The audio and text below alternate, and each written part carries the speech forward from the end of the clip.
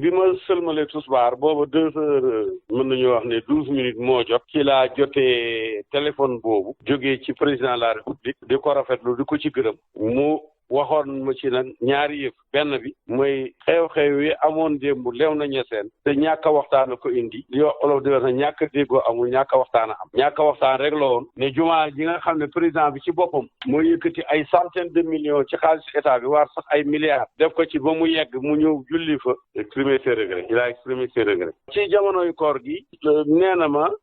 ñaan bi ma ko ñaan publiquement nee na dana ko def li ma ko ñaan dana ma ko may te mooy couvre-feu bi dana nekk 22 heures lay tàmbalee au lieu muy tàmbalee 20 heures ndax lu bari ci nit ñi dañuy ndogoo ci seen kër yi xarit wala seen kër yi mbokk wala seen kër yi dëkkandoo te loolu xajul diggante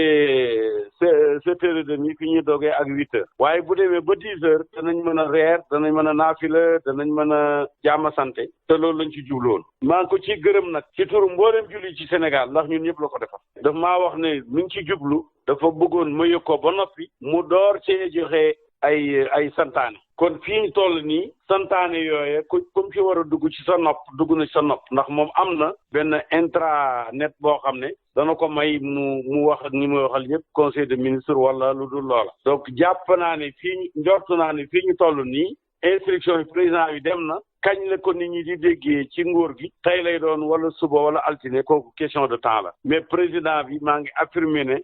xamal na ma ne accédé na ci sama demande